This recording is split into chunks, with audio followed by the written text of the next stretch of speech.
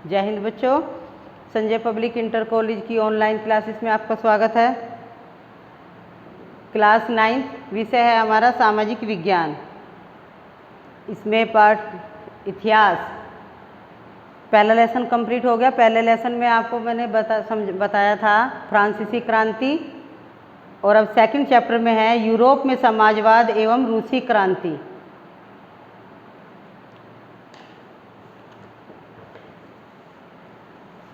Number 1, सामाजिक परिवर्तन का युग।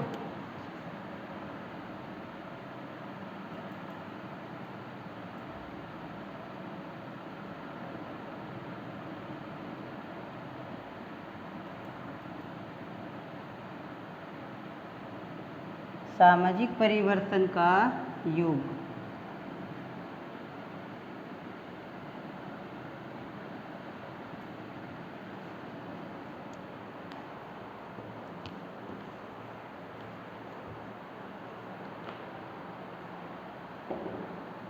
यूरोप और एशिया सहित दुनिया के बहुत सारे हिस्सों में व्यक्तिगत अधिकारों के स्वरूप और सामाजिक सत्ता पर किसका नियंत्रण हो। जब हमने फ्रांसीसी क्रांति के विषय में पढ़ा था तो उसके बाद फ्रांसीसी क्रांति से ये सीख मिली थी और देशों पर भी उसका प्रभाव पड़ा था। तो अब और देश भी ये सोचते हैं कि ये सत्ता कैसे नियंत्रण हो। इस प्रकार चर्चा छिड़ गई। भारत में भी राजा राममोहन राय और डेरोजियो ने फ्रांसीसी क्रांति के महत्व का उल्लेख किया। इसके अतिरिक्त और भी बहुत सारे लोग क्रांति पश्चात यूरोप की स्थितियों के बारे में चल रही बहस जो उसके विषय में बातें हो रही थी उसमें सम्मिलित हो गए, उसमें शामिल हो गए, और उपनिवेशों में घटी अनेक घटनाओं ने इन विचारों को एक नया रूप प्रदान करने में योगदान दिया। यूरोप में भी सभी लोग आमूल समाज परिवर्तन के पक्ष में नहीं थे। इस पर सबकी अलग अलग राय थी, सबके अलग अलग विचार थे। इस काल में सामाजिक बदलाव में संबंध विभिन्न विचारधाराओं का उदय हुआ और बहुत सारे लोग बदलाव के लिए तैयार हो गए। मतलब बहुत सारे लोग तैयार थे कि बदलाव होना चाहिए, लेकिन वे चाहते थे कि यह बदलाव धीरे धीरे हो, जल्दबाजी में या एकदम से ना हो, वो धीरे धीरे हो। एक समूह मानता था कि समाज का आमूल पुनर्गठन जरूरी है।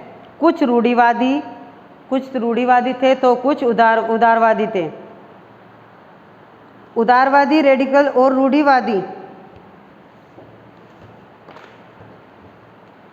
उदारवादी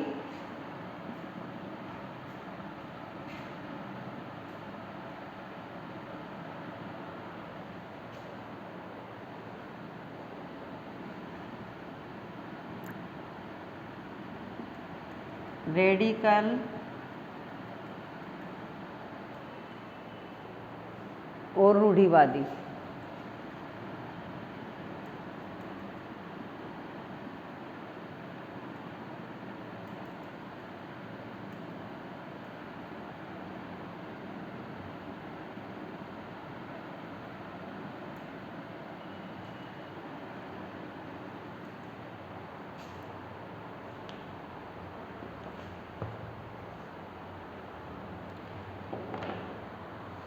रेडिकल समूह के लोग ऐसी सरकार के समर्थक में थे जो देश की जनसंख्या के बहुत से समर्थक पर आधारित थे।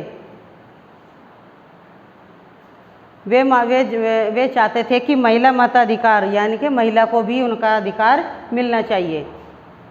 तो महिला मताधिकार आंदोलन के सभी समर्थक थे। वे चाहते थे कि महिलाओं को पीछे क्यों छोड़ दिया जाता है।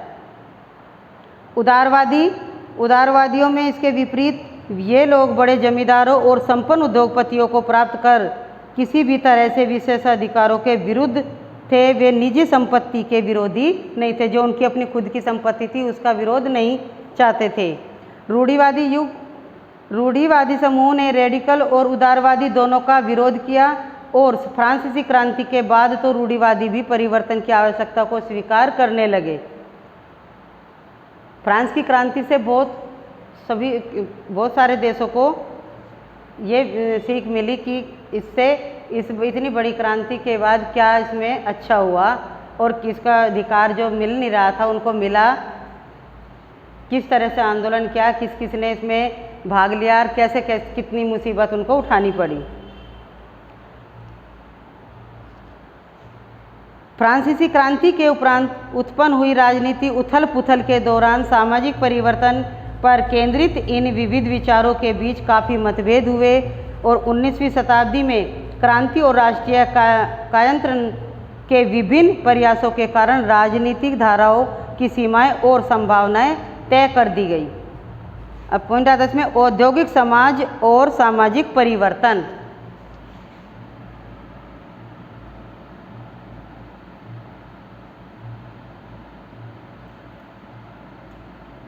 औद्योगिक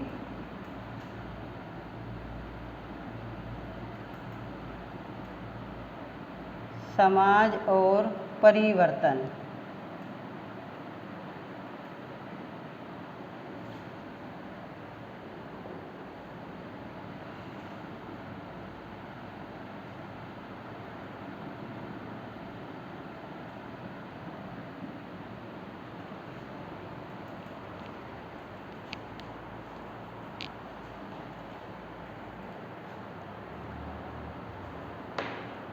तत्कालीन युग औद्योगिक क्रांति का युग था।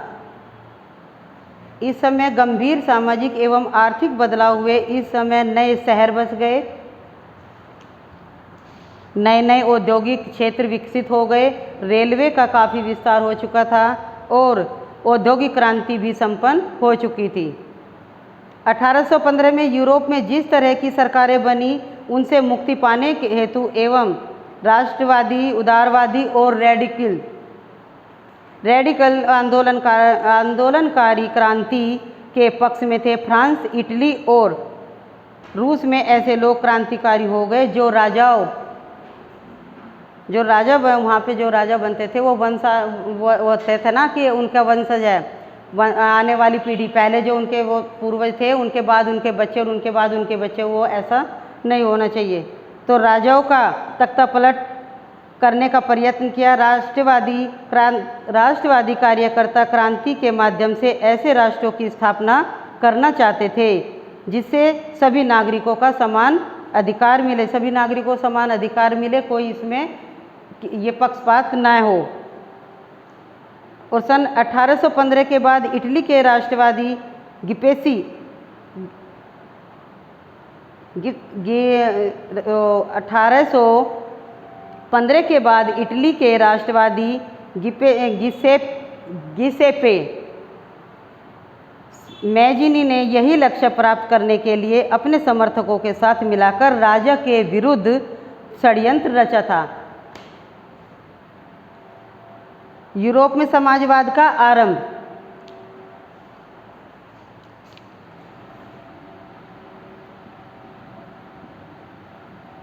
यूरोप में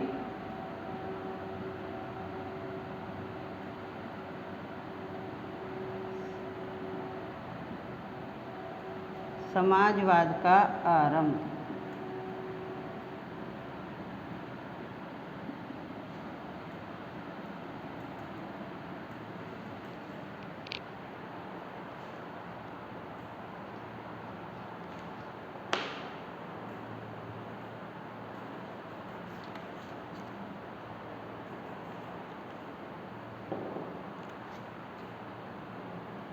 समाजवादी विचारधारा द्वारा इस काल में एक नए सामाजिक चिंतन का सूत्रपात किया गया और समाज ने पूंजीपतियों द्वारा श्रमिकों के शोषण के विरुद्ध प्रतिरोध करने तथा वर्गविहीन समाज की स्थापना करने का आह्वान किया कि जो श्रमिक थे उनका शोषण न किया जाए।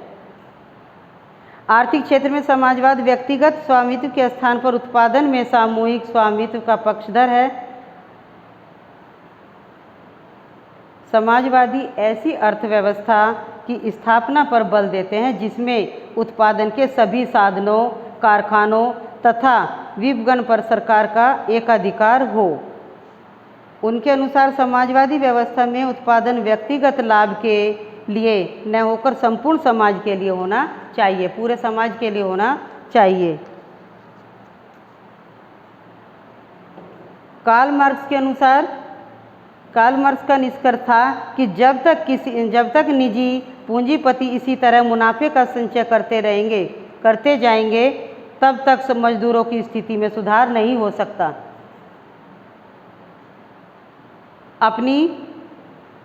अपनी स्थिति में सुधार लाने के लिए मजदूरों को पूंजीवाद व निजी संपत्ति पर आधारित शासन को उखाड़ फेंकना होगा। उन्होंने कहा कि अपने मजदूर जो व्यक्ति था, वो काम जो करता था, उनके वो घंटे भी उनके तय नहीं थे कि कितने घंटे काम करना है। तो वो बोल रहे थे कि इनके घंटे तय होने चाहिए कि कितने घंटे काम करना है, कितना वेतन इनको मिलना है। और जब तक ये इस बात पर नहीं अड़ेंगे तब तक इनमें सुधार नहीं हो सकता, इनकी समस्या हल नहीं हो सकती।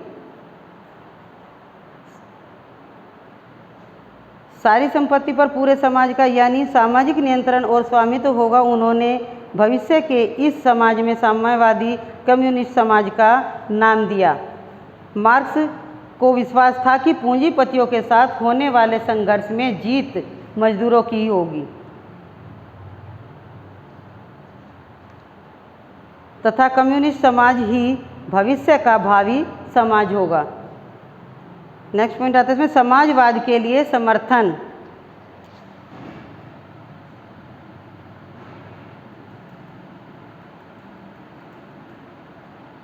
समाजवाद के लिए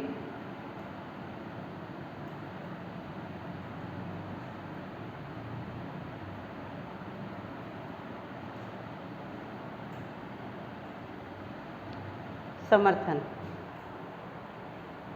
1870 के आते आते समाजवादी विचार पूरे यूरोप में प्रसारित हो चुके थे। अपने प्रयासों के समन्वय लाने के लिए समाजवादियों ने द्वितीय इंटरनेशनल के नाम से एक अंतर्राष्ट्रीय संस्था का भी निर्माण किया। इंग्लैंड और जर्मनी के मजदूरों ने अपनी जीवन और कार्य स्थितियों में सुधार लाने के लिए संगठन बनाना शुरू कर दिया। यानी कि अपने साथ एक दूसरे को जोड़कर कि भाई अगर सारे एक साथ करेंगे, इस चीज़ का मांग करेंगे तभी हमारी समस्या हल होगी, अगर एक एक कर बोलेंगे तो नहीं होगी। और संकट के समय अपने सदस्यों को सहायता प्रदान करने के लिए इन संगठनों ने कोष स्थापित किए और काम के घंटों में कमी तथा मताधिकार के लिए संघर्ष करना आरंभ कर दिया। कि काम के घंटों में यानी कि कोई काम या तो 12 घंटे का है या 8 घंटे का है या 6 घंटे का, तो उनको पता होगा कि हमें इतने घंटे काम करना है और इतना उसका हमें पैसा मिलना है और हमारा जो अधिकार है वो हमें मिलना चाहिए। देखो बच्चों, ये थी पहले एक सामाजिक परिवर्तन का युग। अब सेकंड पॉइंट आता है रूसी क्रांति। क्रांति है पूरे इसमें, रूसी क्रांति।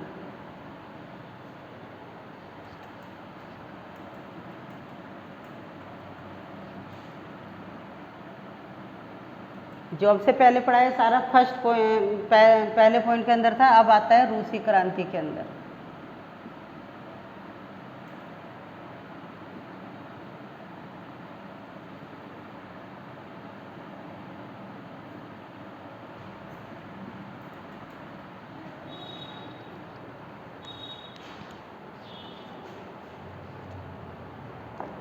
नाइनटीन 17 की अक्टूबर क्रांति के जरिए रूस की सत्ता पर साम्यवादियों ने कब्जा कर लिया। कौन से मंथ में किया? 1917 की अक्टूबर क्रांति। इसमें मंथ के नाम दिए गए हैं, अभी आगे भी नाम आएगा। कब्जा कर लिया। फरवरी 1917 में राजशाही के पतन और अक्टूबर की घटनाओं को ही अक्टूबर क्रांति कहा जाता है। रूस में 2 क्रांतियाँ हुई। कितनी क्रांतियाँ हुई? 2।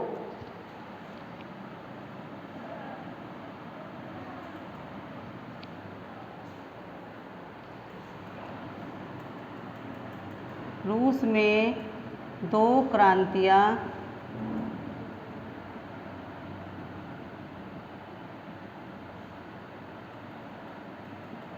हुई।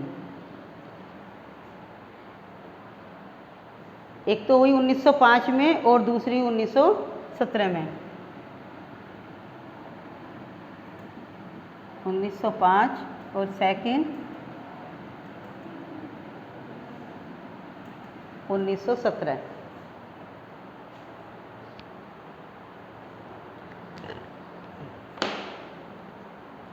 सन 1905 और 1917 में रूस की जनता ने अत्याचारी राजशाही को समाप्त करने का प्रयास किया, लेकिन यह प्रयास विफल हो गया। उनका जो जितना भी वो जितनी उन्होंने मेहनत की थी वो सफल नहीं हुई। रूसी सम्राट का शासन पूर्वतः चलता रहा।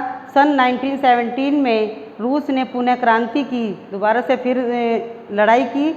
इस बार 2 क्रांतियाँ हुई। इनमें से पहली क्रांति पेट्रोग्राद, कौन सी? पेट्रोग्राद की क्रांति थी। यह मार्च 1917 में हुई। यह क्रांति फरवरी क्रांति के नाम से जानी जाती है। अभी मैंने पहले आपको बताया था इसी में कि अक्टूबर का नाम आया था उसमें। अब जो ये क्रांति बताई है 1917 में जो हुई है वो फरवरी क्रांति के नाम से जानी जाती है। इस क्रांति के परिणाम स्वरूप मार्च 1917 में जार निकोलस द्वितीय को राजगद्दी छोड़नी पड़ी और रूस पर सदियों से चल रहा था, उनका राज चल रहा था, रोमनो वंश का शासन समाप्त हो गया।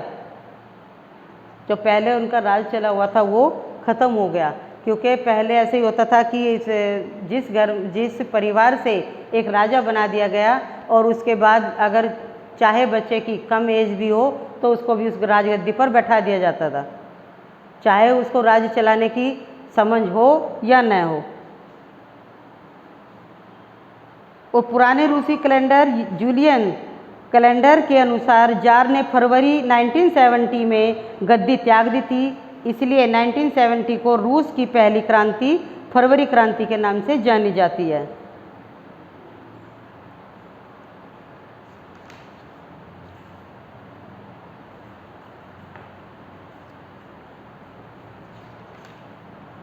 रूसी साम्राज्य 1917 तक।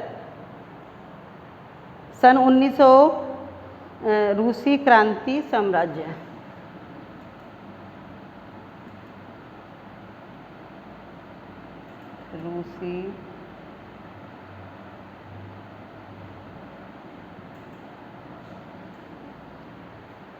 रूसी साम्राज्य 1914।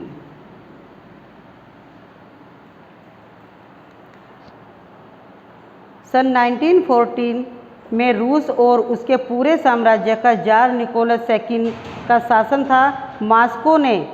मास्को के निकटवर्ती भू क्षेत्र के अतिरिक्त वर्तमान फिनलैंड, लातविया, लिथुआनिया, एस्टोनिया, नाम बहुत शब्द जो हैं वो कठिन हैं थोड़े, एस्टोनिया तथा पोलैंड, यूक्रेन व बेलारूस के कुछ हिस्से रूसी साम्राज्य के अंग थे। यह साम्राज्य प्रशांत महासागर तक फैला हुआ था। कहाँ तक फैला हुआ था? प्रशांत महासागर तक। और वर्तमान मध्य एशियाई राज्यों के साथ साथ जॉर्जिया, आर्मेनिया व अजरबैजान भी इसी साम्राज्य के अंतर्गत आते थे।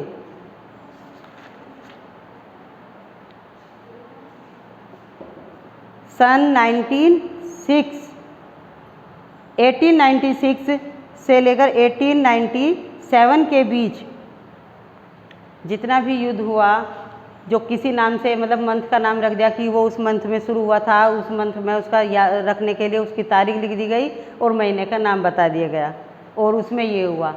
और जो मजदूरों का था वो मजदूरों ने उन्होंने अपनी मांग रखी कि हमारे घंटे निश्चित हो और हमें उसका वेतन मिले, हमें जानकारी होनी चाहिए कि हम कितने घंटे काम करेंगे और कितने नहीं, हमें हमारा अधिकार अपना मिलना चाहिए। ये सब होने के बाद में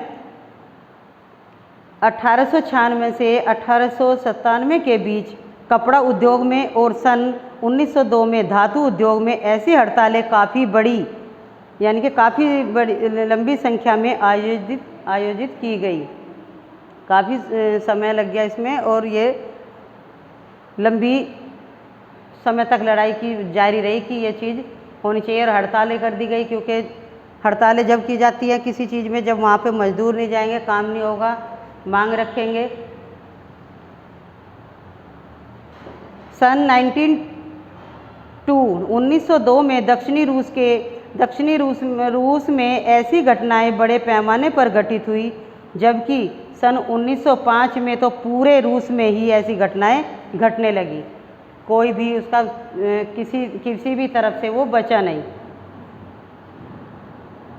कुछ रूसी समाजवादियों को लगता था कि रूसी किसान जिस तरह समय समय पर अपनी भूमि का जो वितरण करते हैं, उससे ज्ञात होता है कि वह स्वाभाविक रूप से समाजवादी भावना वाले लोग हैं।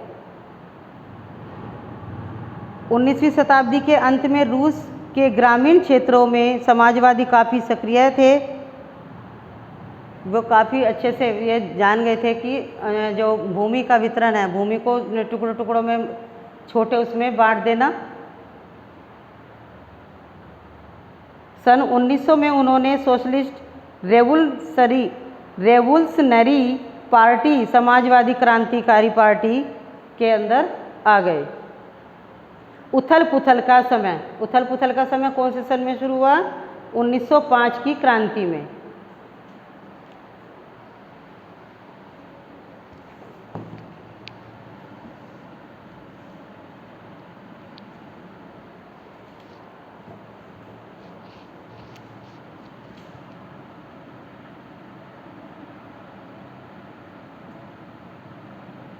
उथल पुथल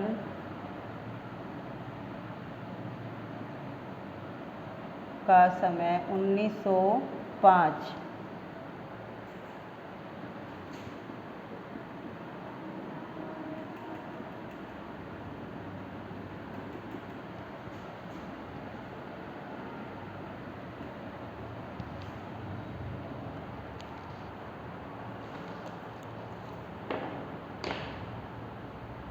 रूस में जब क्रांति चली रही थी तो उसमें कुछ ना कुछ तो उथल पुथल होता, और कुछ उसका हल भी निकला, और कुछ उसमें नुकसान हुआ। जो नुकसान हुआ उसकी भरपाई भी करनी।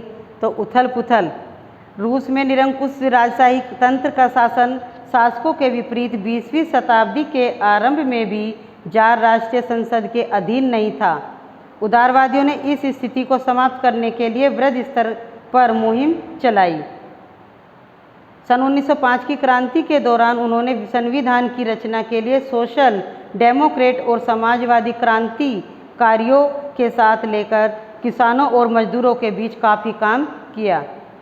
रूसी साम्राज्य के अंतर्गत उन्होंने राष्ट्रवादियों जैसे पोलैंड में और इस्लाम के आधुनिकीकरण के समर्थक जदीदियों मुस्लिम बहुल इलाकों में उसमें भी समर्थन उनका प्राप्त हुआ।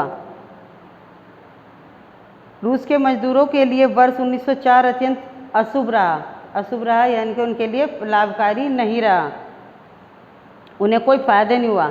जरूरी वस्तुओं के लिए मूल्य इतनी तेजी से बढ़े कि वे वास्तविक वेतन में 20% की गिरावट आ गई। उसी समय मजदूर संगठनों की सदस्यता में तेजी से वृद्धि हुई। उन्होंने जब देखा कि ये साल तो हमारा पूरा ऐसे ही बीत गया है, कोई इसमें कोई फ़ायदा नहीं हुआ, कोई हल नहीं हुआ है, तो हर चीज़ फिर उनके लिए महंगी होने लगी, और वैसे जो उनकी कमाई थी उसमें गिरावट आ गई।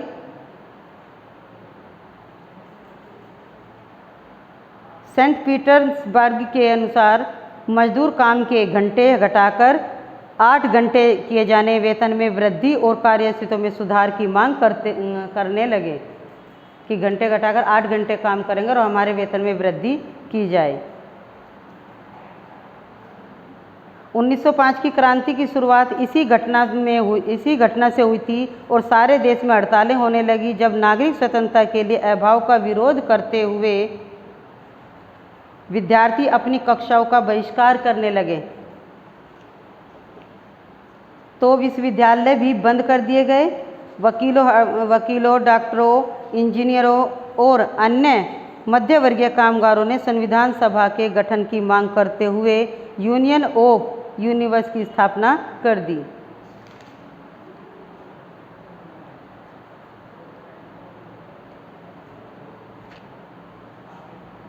बच्चों इस चैप्टर में क्या पूरे हिस्ट्री में ही सन बहुत सारे हैं। आपको जितने सन मैं बोलती जा रही हूँ या लिखवाए जा रहे हैं सारे वो अच्छे से याद करने होते हैं। याद करोगे तभी आपको पता लगेगा कौन से सन में कौन सी लड़ाई हुई और कौन से सन में कितना काम किया गया और उससे हमें क्या मिला, क्या हमें सीख मिली हमें। तो ये सारे सन आपको याद करने होंगे।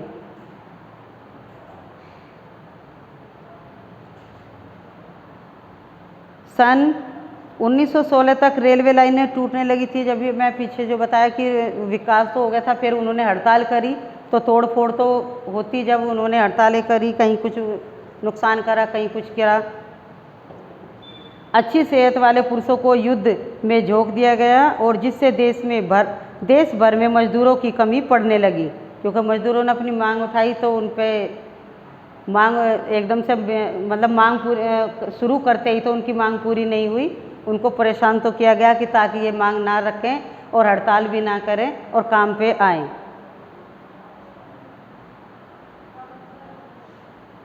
तो मजदूरों की कमी पड़ने लगी और ज़रूरी सामान बनाने वाली छोटी छोटी वर्कशॉप ठप होने लगी। ज़्यादातर अनाज सैनिकों का पेट भरने के लिए मोर्चे पर भेजा जाने लगा, क्योंकि सैनिक तो हमेशा मोर्चे पर ही तैयार रहते हैं। शहरों में रहने वालों के लिए रोटी और आटे की कमी होने लगी। जब हर चीज़ का नुकसान हुआ तो सभी के लिए रोटी के तो लाले सभी के ही पड़ गए थे। अब पॉइंट आता हमारा पेट्रोग्राद में फरवरी क्रांति। ये बच्चों इसके विषय में मैं कल बताऊंगी आपको। आज के लिए इतनी है। 2 पॉइंट दोनों ये याद करना, अच्छे से सन याद करना। धन्यवाद।